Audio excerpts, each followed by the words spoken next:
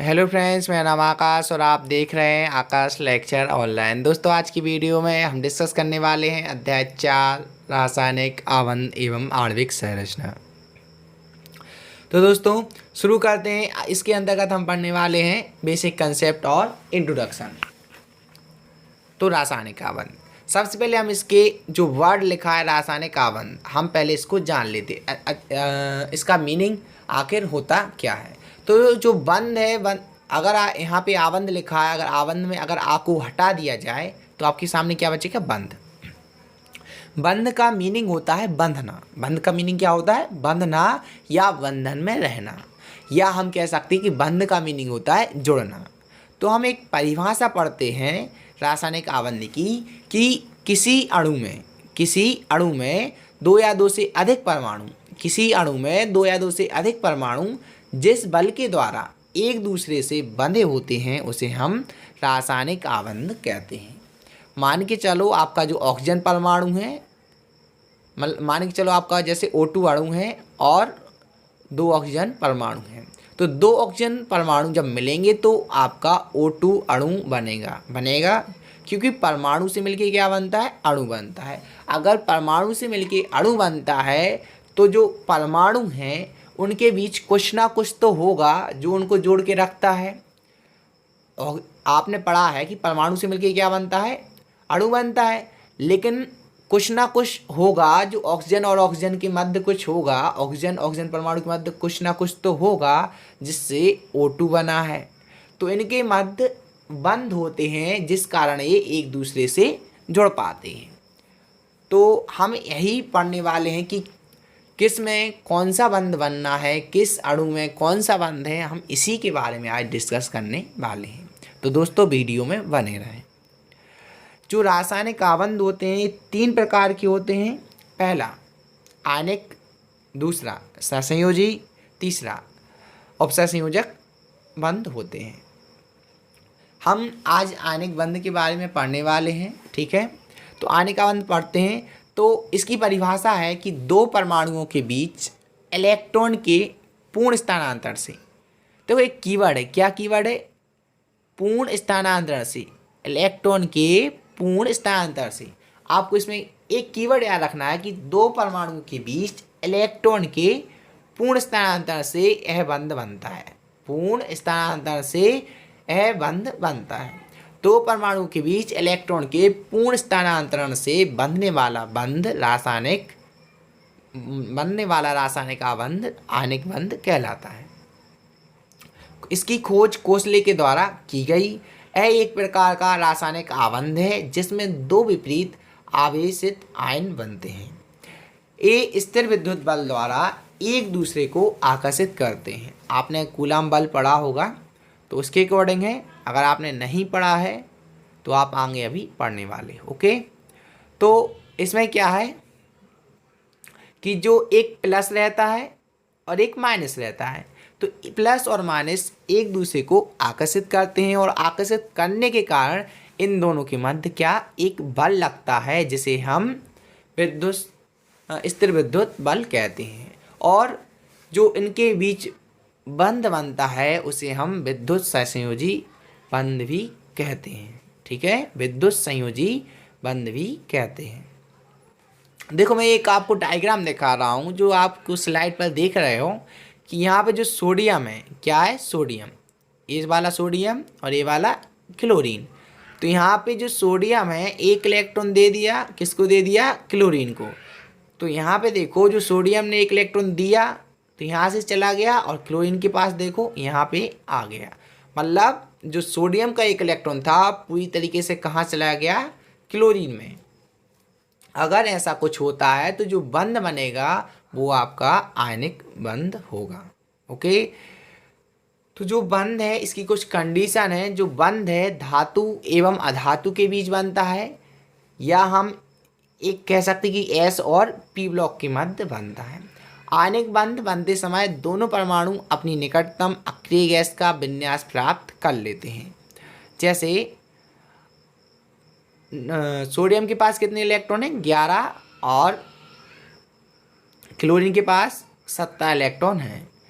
अगर सोडियम एक इलेक्ट्रॉन देता है तो क्लोरीन के पास इलेक्ट्रॉन कितने हो जाएंगे 18, कितने हो जाएंगे 18, और सोडियम के पास कितने इलेक्ट्रॉन बचेंगे 10।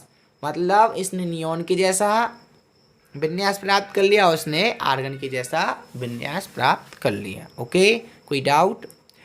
यह बंध एस और पी ब्लॉक के मध्य बनता है। अब बात है भैया एक, इसको याद रख लेना, बी को छोड़कर बाकी एस और पी ब्लॉक के मध्य जो बंध बनेगा उसे हम आयनिक बंध कहेंगे। ओके, अब है आयनिक यौगिक। तो हम आपको सिंपल डेफिनेशन बता दें कि जो आयनिक बंध से बना यौगिक आयनिक यौगिक कहलाता है। आयनिक बंध से बना यौगिक आयनिक यौगिक कहलाता है। इसके गुण कुछ निम्न हैं। एग्जाम्पल क्या है? NaCl। ओके, आयनिक यौगिक के गुण। भौतिक अवस्था, भौतिक अवस्था में क्या लिखना है आपको कि आयनिक यौगिक सामान्यतः सामान्य ताप पर ठोस होते हैं क्योंकि इनके आयनों के बीच प्रबल विद्युत आकर्षण होता है। मैंने अभी बताया था प्रबल विद्युत आकर्षण। विद्युत आकर्षण कहाँ होगा? जहाँ पर एक प्लस होगा और एक माइनस होगा। प्लस माइनस एक दूसरे को आकर्षित करेंगे और यह आकर्षण विद्युत आकर्षण के नाम से भी जाना जाता है। यह मुख्यतः धनायन एवं ऋणायन से मिलकर बना होता है। अगर हम कहें गलनांक और क्वथनांक, देखो एक एग्जाम्पल लेते हैं गलनांक व क्वथनांक के लिए। एक अच्छा एग्जाम्पल मान के चलो, देखो आपको पता है कि जो बंध बना है आयनिक बंध क्या होता है? मजबूत बंध होता है। आयनिक बंध क्या होता है? मजबूत बंध। अब जो परमाणु है, अब क्या है जो परमाणु, एक Na और एक Cl, तो क्या होगा? जो बंध क्या बना है आपका? मजबूत।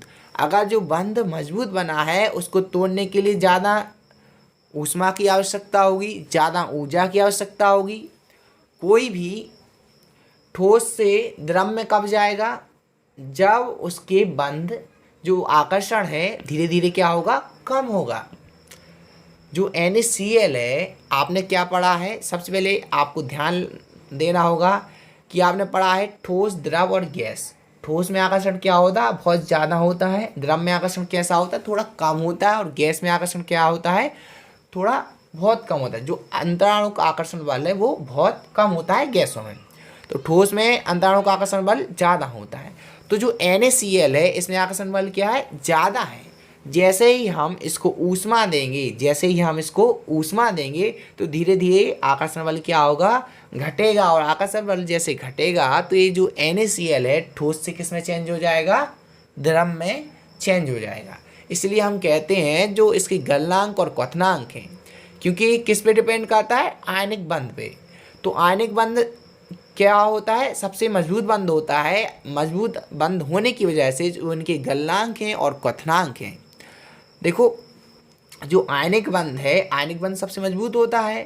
तो मजबूत बंध होने की वजह से इनके जो गलनांक हैं और क्वथनांक हैं वो उच्च होते हैं। और जो आयनिक यौगिक हैं उन वे अधिकतर ध्रुवीय विलायकों में विलय होते हैं, क्योंकि जो आयनिक यौगिक हैं वो Na+ और Cl-। जैसे आयनिक यौगिक NaCl है उसमें Na+ है और Cl- है। मतलब एक धन और ऋण से मिलकर बने होते हैं। मतलब ये कैसे होते हैं? ध्रुवीय। तो आपने एक नियम पढ़ा होगा कि समान समान में विलय होते हैं। इसलिए जो विलेयता है आयनिक यौगिकों की ध्रुवीय विलायकों में विलय है। इसके बाद है चालकता। तो जो आयनिक ठोस हैं वो ठोस अवस्था में विद्युत के कुचालक होते हैं, लेकिन गलित अवस्था में विद्युत के चालक होते हैं। दिशाहीन प्रकृति, मतलब जो आयनिक बंध हैं वो दिशाहीन होते हैं क्योंकि उनके लिए कोई एरो मैरो से नहीं दर्शाया गया है। अभी आप पढ़ेंगे संयोजी में जब मैं आपको बताऊंगा। इनको सीधा केवल ऐसा लिख दिया जाता है Na+ और Cl-। इसमें कोई दिशा नहीं होती बंध की, ना ही इसमें समवायता पाई जाती है। आवासशील प्रकृति, जो आयनिक यौगिक होते हैं वो आवासशील प्रकृति के होते हैं।